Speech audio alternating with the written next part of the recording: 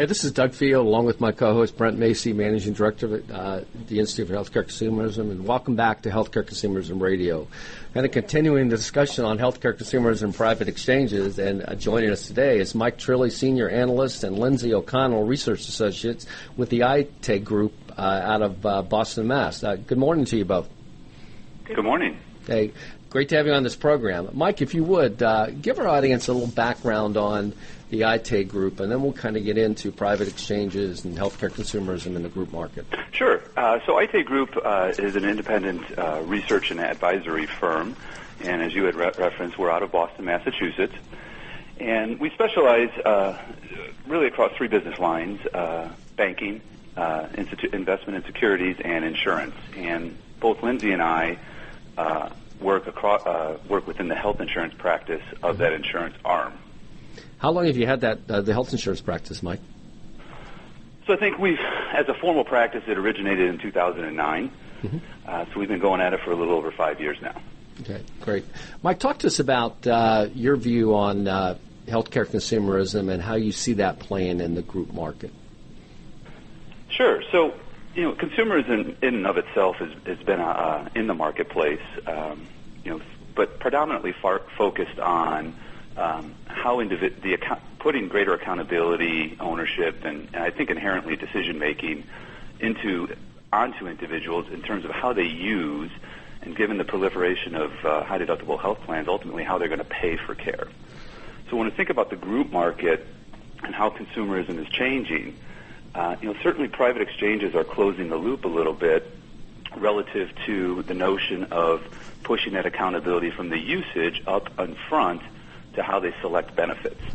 So in effect, what they're doing is closing the loop and creating this continuum from an individual self-selecting, now based on what they've selected, how they use that product, and ultimately how they pay for it. And so while each of these may have existed in some form or fashion in the market, I think as we look longer term, there's the opportunity to take these discrete elements and really sort of aggregate these services in the group market and provide that sort of end-to-end look, if you will, where consumers and the insurance distribution industry, if you will, from the enrollment, are more connected to the payment. So as we look into the future, I think we'll start talking about it as pushing greater accountability into one where individuals have full accountability from an end-to-end perspective. Now, Lindsey, this is Brent. What role do private exchange vendors play in the group market of consumerism, in your opinion? Sure, yeah. I think Mike started to touch on that a little bit, but the best way to understand the role of the private exchange vendors is to really understand the value chain of the group market. So traditionally, you see that employers would work with brokers or benefit advisors to select a plan, or maybe two plans, typically for a really large employee population. And now with the exchanges added into the mix, you have a platform that can aggregate a ton of plans with their plan rules for a variety of products all in one place. And it includes tools to help employees shop, whether that's decision-making tools or just access to customer support. So the role of the exchange really is to take on and reduce what had previously been responsibilities of brokers or employers around making plans available to the employees and then actually doing the enrollment, because now employees are obviously enrolling themselves or have the opportunity to do that, and take on some of the responsibilities that had previously belonged to the carriers by streamlining a lot of the back-end automation of data. So specifically the role for group market consumerism, I think the biggest piece is that the exchange really pushes who's selecting the plan downstream to each employee rather than forcing an employer to kind of make an arbitrary decision that limits the choice within the employee population for selecting benefits. Yeah. Mike, this is a fast-changing landscape out there. We just on the last segment had a group on that validated where our own database is. We've got 170 private exchanges in our guide, privatehealthcareexchange.com. So, fast-changing, growing market, changing market. How do you see it shaping up, over the next year or two? Well, it's a great question. I'd like to say kudos to you guys as well. I think that's an excellent resource. Thank you. And I guess the way to best frame this is, this particular report that Lindsey and I took on is a little bit of a departure from our past reports where we looked at I'd say more business dynamics and market opportunities. And the sole focus of this report was to kind of look at the vendors and the technology. And, as I look at how this is shaping up, I guess we look at it pretty simplistically across three buckets, right? What's the core competency of the vendor that's bringing the technology to market? How do they actually go to market, whether that's sales or market served? And finally, looking at what the technology is trying to serve. And to your point, there's 170 some exchange vendors out of there. There's a lot of different needs. But I think we really came across three models that emerged. First model being what we'll call the e-commerce model, and really these vendors and really come at it from a technical perspective. And the development focus is really on providing a what I'll call kind of a unique user experience and user interface, as well as really providing or owning a deep set of integration with product partners to deliver a deep array of products to the market. Second one is what we saw as more of the broker model. These vendors come at it really with extensive insurance experience, and what they do is they're translating that into a technology that really caters to not only the broker but also the employer. Lindsey kind of touched on it a little bit, but when you think about it from the employee perspective, what we see in these particular platforms is really the ability to truly configure and customize configurations, complex configurations, if you will, for employers. But they also kind of cater with a deep set of administrative capabilities for the brokers. And then the last one that we see are more of those companies from the benefit admin background, really based on the platforms that we visited, dual emphasis on front-end user experience, back-end capabilities. So what they're really doing is not only focusing on the interface and the enrollment experience, but also providing some deep connectivity pipes into the back-end for billing and payroll. So I think those three buckets, e-commerce, broker, and full package, is how we see this landscape I like that. Shaping up at least today. Now, Lindsey, with the shift to a private exchange platform, it's a big shift for the employee population. And given the shift, where do you see, from the employee standpoint, do you see them really understanding, something as complex as going out and buying their own benefits?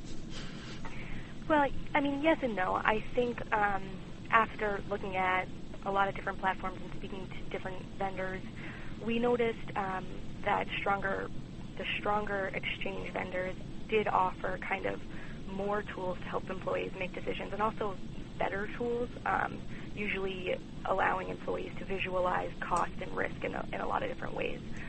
But just because decision tools are incorporated into the platform doesn't necessarily mean that it takes away all of the complexity of insurance. A lot of people compare shopping for insurance to using a regular retail site like Amazon or something. But at the end of the day, buying a book from Amazon is never going to be as complicated as selecting a life insurance policy or selecting a type of health plan. So in short, the tools help to a degree, but they don't really replace the expertise of licensed agents. Yeah, I agree with that. Mike, as you take a look at all the different technology out there, and you went over some of the models in the earlier question, I appreciate that. Do you see any specific model being more favorable to, consumerism? Well, I think it's less in the model and more into the types of, support, if you will. So if we go back to the consumerism, it's the accountability and the ownership, but I said inherently at the offset, but I think it's a very important piece. It's enabling decision making, right? So, Lindsey kind of touched on it, but when I think of the technology and what they're offering, they kind of support it in three different ways. I think one is probably more product driven, but it's the ability to provide those consumer driven products, right? I think that is certainly supporting the element of the financial aspect of consumerism in terms of how I'm going to pay. I think on the second degree, then you have this notion of defined contribution. I think it's more of a mechanism, but when you look at the platforms and their ability to manage for the individual how they're going to spend these employer funds, I think that's a key attribute.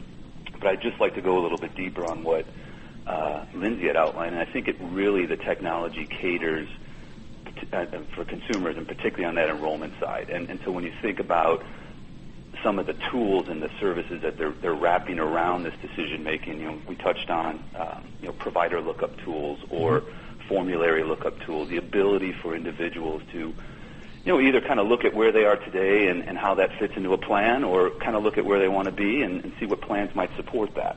On the second set of it, it's where this whole concept of out-of-pocket is getting pushed up to the front end of enrollment selection. So we're seeing some platforms, provide pretty robust capabilities to I'll call them calculators, but they're essentially modeling. So some different scenarios, whether they're current health needs or just really trying to ascertain what it might cost me in the future. And I think probably the most important piece of this is how that platform plays to the individual relative to recommendations. So we saw in almost all of these platforms, and to varying degrees, the decision to what we call a wizard, so the ability to walk through the process, have the individual input some information, and have that platform take that information back and provide some recommendation, or either provide some pre-bundled packages based on that employee, and really start the process of helping them kind of navigate this new landscape. So I think those three areas, that's really where the technology is playing on the on the enrollment side. Mike and Lindsey, we've got about a minute and a half left on the program, and would love to have you back. Very engaging discussion here. But in the remaining minute and a half we have, in both your opinions, give us, one or two really good takeaways on where you see this market moving and what employers need to be aware of. Well, I'll go ahead and start. I think where I see this market moving ultimately is, the focus today is enrollment. I think in the future, I think what we're going to see based on how these platforms have been designed is this ultimate connection from enrollment to usage and payment. So I think there's really an opportunity for these platforms to aggregate services and really connect insurance distribution with what we'll call revenue cycle, which is usage and payment.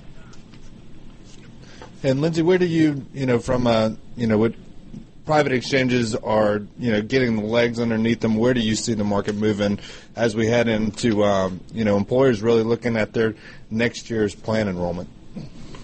Yeah, I think it all comes down to which platforms are going to allow employers to really save the most time and money, and that comes down to who's offering the most integration and automation, whether it's payroll processing or managing COBRA or reconciling bills and managing that process. It'll take a lot off the desk of the HR team, and I think it's something that's often overlooked because of how large in the actual enrollment looms, but it's really important.